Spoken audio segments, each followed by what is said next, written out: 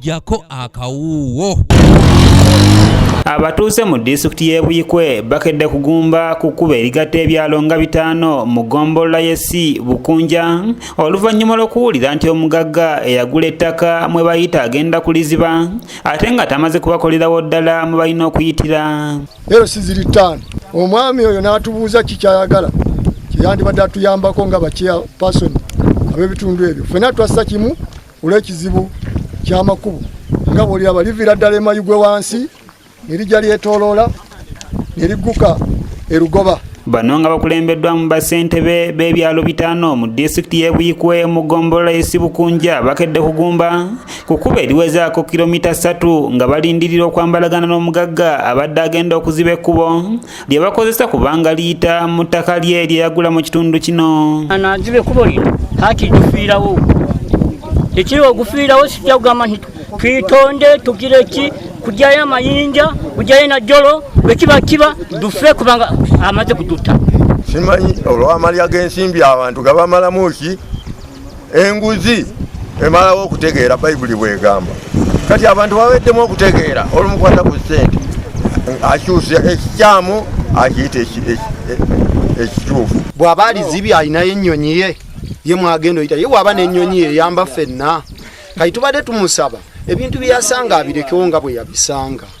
Ekkubo ly'abantu ate beetaaga ffe gavumenti kikyajjawo ekkubo. Okusinziira ku ssentebe w'ekyalo Nkwakwa Joseph Konde agamba nti nga bo bassentebe b'ebyalo ebikozesa ekkubo lino tebayinza kutula butuuzi ne baliko omugagga okubaggalira ekkubo kubanga nabo bakuze bayita mu kkubo lino. N'ebyalo byonna ebyetooloddewo wano ekkubo lino gwe mulimu gwalyo gwe litukolera mu kitundu kino.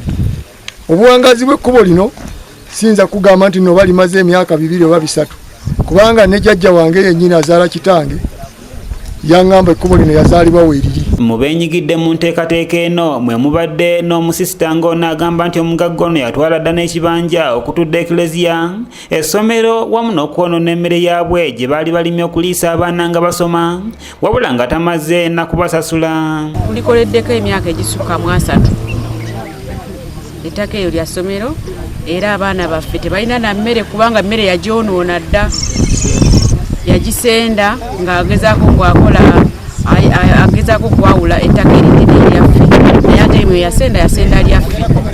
Kati twagala gavumenti etuyambe twagala RDC akyuse ajje mu bantu ategeere ekituufu. Babatuuze nga muno mubadde munabakuliridde mu myaka bagamba nti bakuze bakozesa kkubo lino era singa omugagga ono ekkubo lino akozesa amaanyi okuliziba naye anoonyewa nayita okutuuka mu ttaka lye kubanga naye amakubo gayitamu abantu bwe bagenda bawayo ettaka ne gasobola okuyisibwamu. Lyaliwo nga nze sinazaalwa kaakati ate okugamba nti omwana obwana bamuzadde wende ate n'agamba nti teryaliwo awakanya bonna abakulu abaali babaddewo nti bo be bakyamu yeye mutuufu omwana obwana ekyo kineewuunyisa.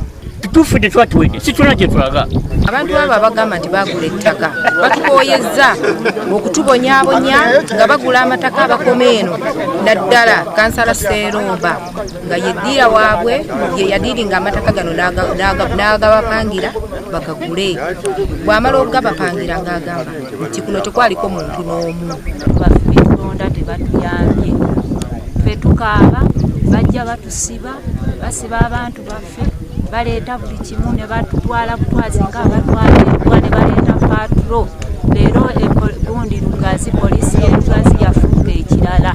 Atumazeeko emirembe mu mbeera ya korona eno.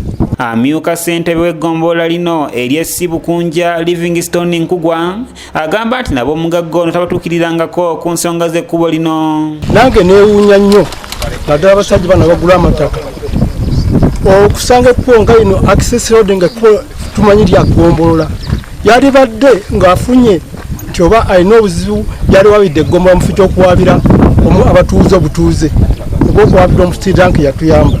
RDC w'e Buyikwe gwe tufunidde ku lukomo lw'essimu Jennifer Kagayi asabye abatuuze okuteesa ne nannyini ttaka okulaba nga bakolerawo ekkubo eddala okulijja wakati mu kibanja kye. Naye gy'ayitira tayita mu ttaka lye okutuuka ekkubo lino livira ddala wano waliwo emotoka takisi ezituuka e Kampala ziyita wano waliwo ezigenda ejjinja zonna ziyita wano. Kanyike Kevin yakusakidde eggulire lino okulwa ABS Television. Nagenda okutegeera ng'ekkubo lino